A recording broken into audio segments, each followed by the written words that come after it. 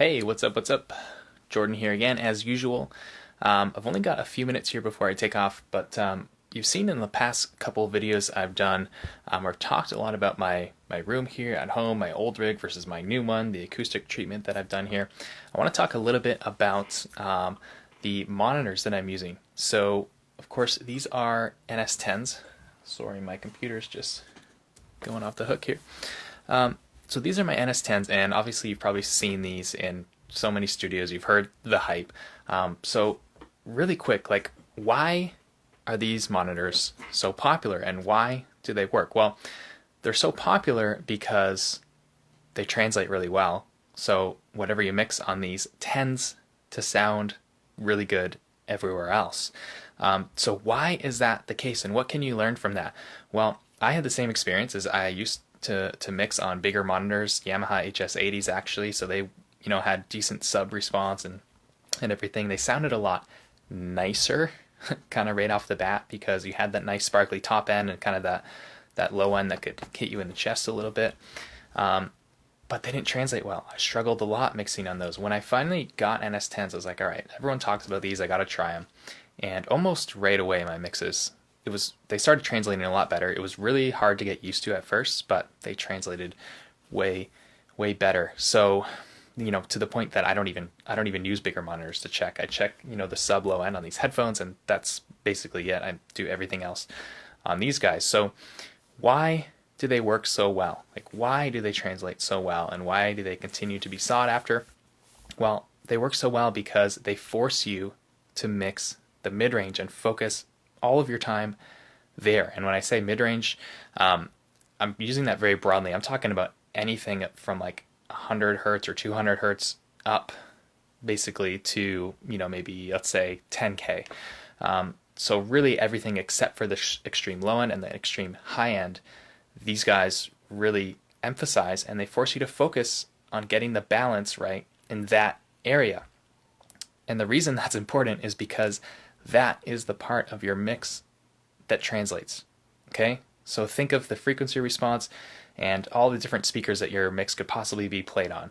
It could be in cars, on TV speakers, on iPhone speakers, on earbuds, whatever.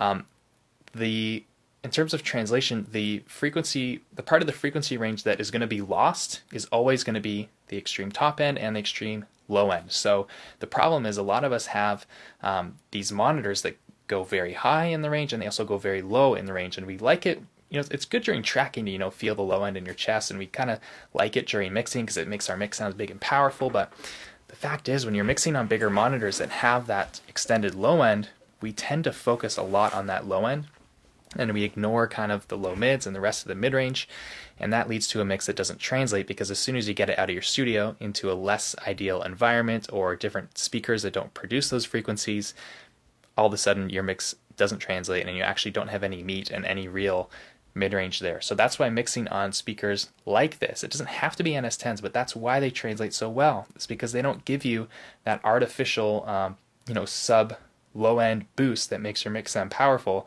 They force you to actually get a powerful mix by just focusing on the main frequencies that pretty much any speaker in any listening environment is gonna be able to reproduce pretty faithfully. So I hope that makes sense. Now I want to emphasize that these are very popular. If you can find these, or maybe get some of the newer versions that are out there, I do recommend them. I think it's well worth the investment, but it doesn't have to be these.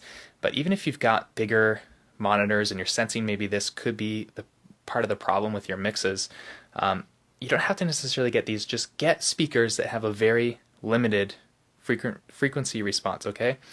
Maybe I shouldn't say very limited, but just get speakers that are not hyping or maybe even not producing the super low end. Before I had these, I actually had these little like tiny computer speakers that were like 4 inches tall and 2 inches wide, and they didn't really produce much low end at all, but I would always check my mix on those, and that helped because, again, it just like cuts off the extreme low, and the extreme high gives you that mid-range meat that everyone's going to hear no matter where they're listening, and it forces you to get your mix to translate. So you could even look around your house or dig into your closet or something and see if you have some old computer speakers or something that is very limited, that doesn't have kind of any sub bump to it at all, and try to just plug that into your mixing rig and use that to